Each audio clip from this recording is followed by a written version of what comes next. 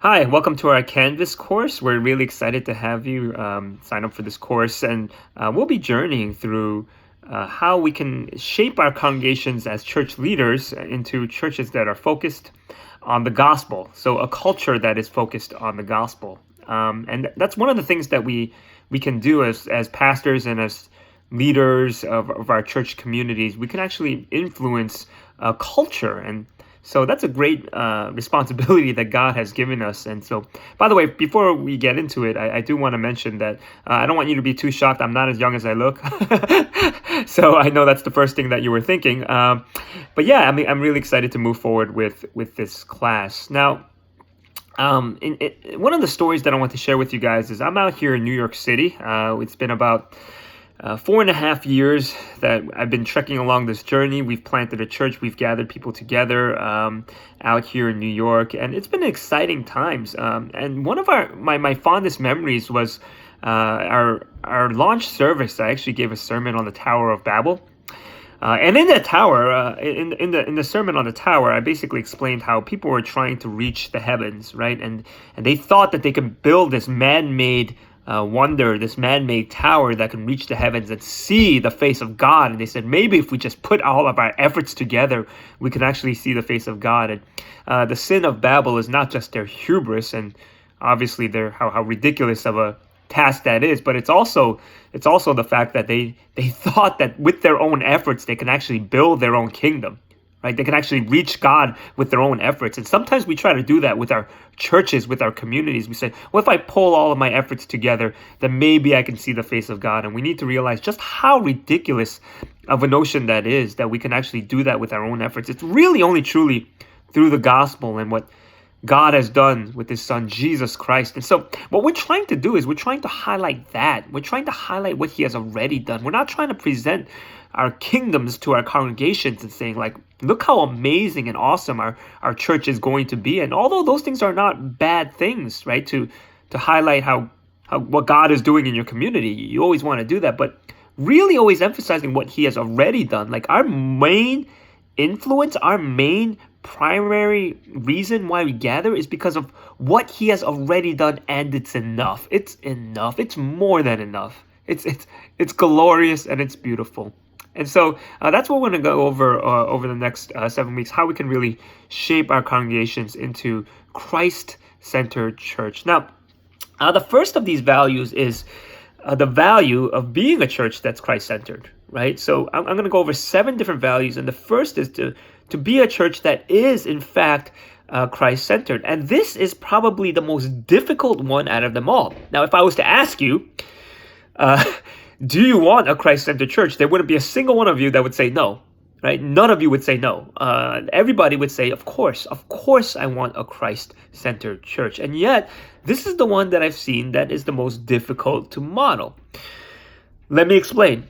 Again, I live in New York City. I live in the land of celebrity pastors. There's celebrity pastors all across New York City, influential pastors. And we're talking about one of the most influential cities in the world, right? And that's where I live in. And if I was to ask you, what's the first thing that you think of, or ask somebody who lives in New York City, what's the first thing you think of when you think of Redeemer Presbyterian Church, for example?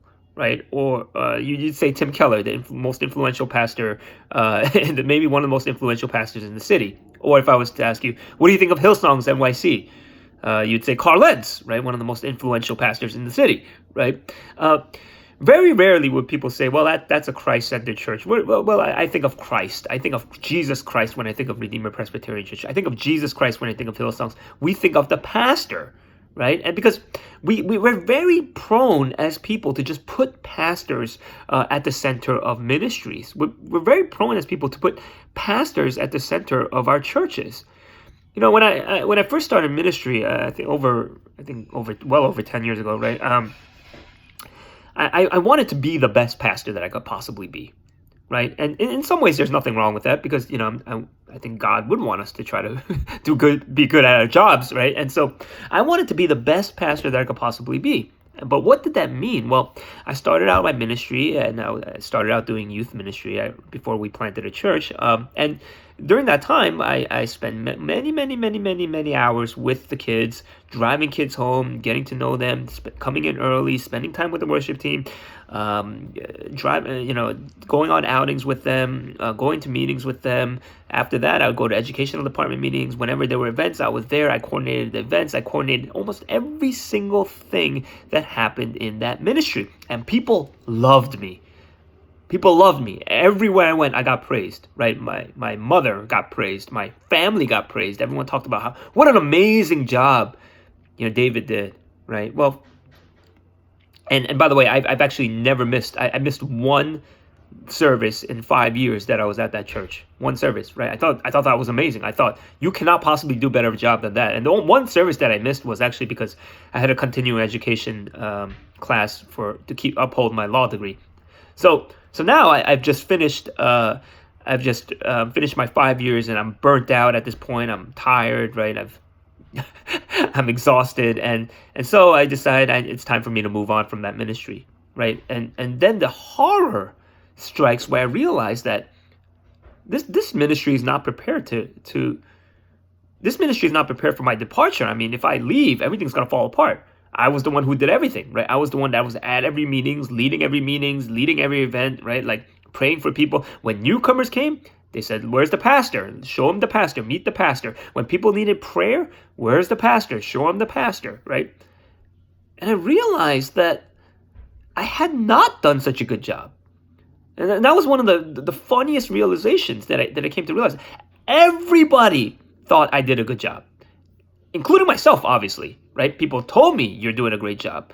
But it wasn't until the end of it where I realized that was not true. It wasn't until the end of it when I realized that I had set this community up for failure, that it was too dependent on me. And if it's too dependent on me, it is not a Christ-centered church. If your church and your community is too dependent on you, then it is not a Christ-centered church. If you leave and your church can no longer function, it is not a Christ-centered church. It is a church that is focused on you. I know that is an incredibly scary thought. And so what we need to do is we need to disciple people. We need to take a step back. We need to learn to say those magical words, no. Sometimes we need to say no. Sometimes we need to say, hey, if you're passionate about this, I want you to lead it. We need to defer more. We need to empower new leaders, right? We need to bring up new leaders, right? Because in my model, the one that I originally did, yes, I was praised a lot. Yes, I got a lot of the attention. Yes, a lot of people told me I was doing a good job. But the ministry was not set up to succeed.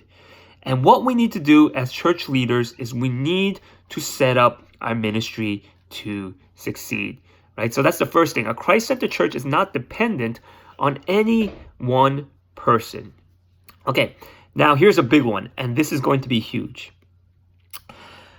A Christ-centered church is not motivated by fear, pride, or shame. I'm going to repeat that. A Christ-centered church is not motivated by fear, pride, or shame. This is huge, and I'll tell you why.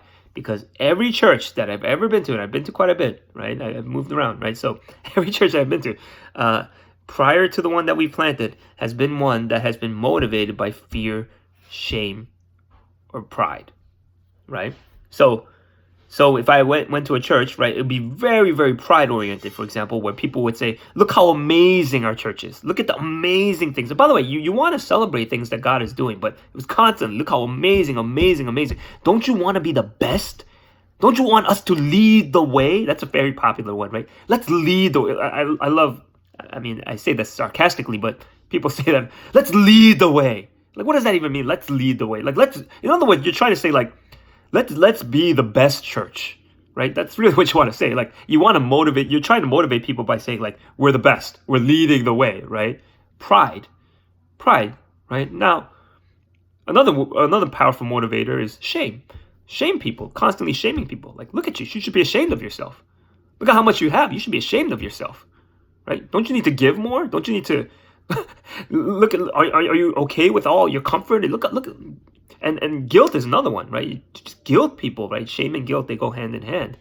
And lastly, fear. It's like, aren't you afraid of what God's going to do to you?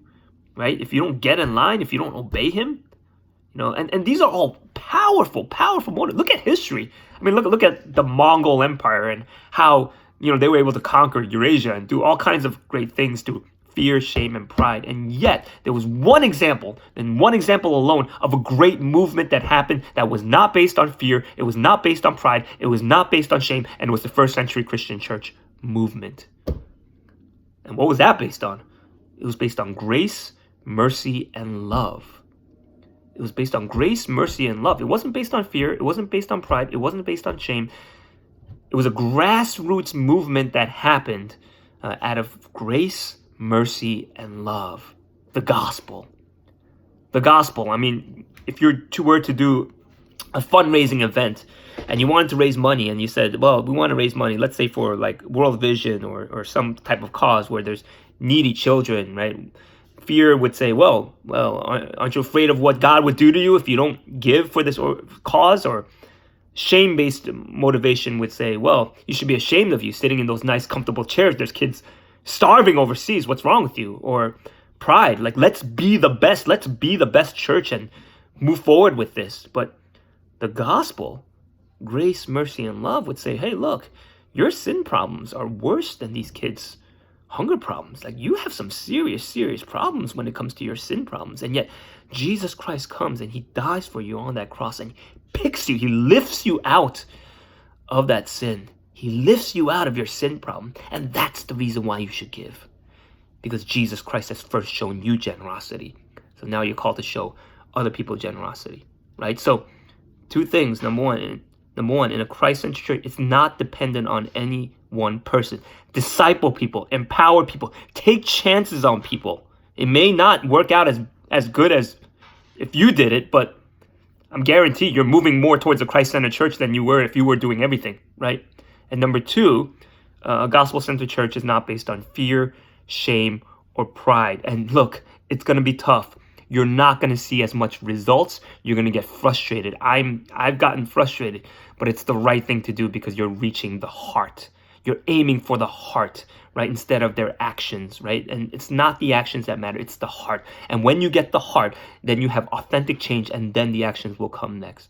So this is just our first week. I hope you feel encouraged. And I hope this was productive. And I'm glad that you were able to sign up for the class. And I'm excited for what's to come. Thank you.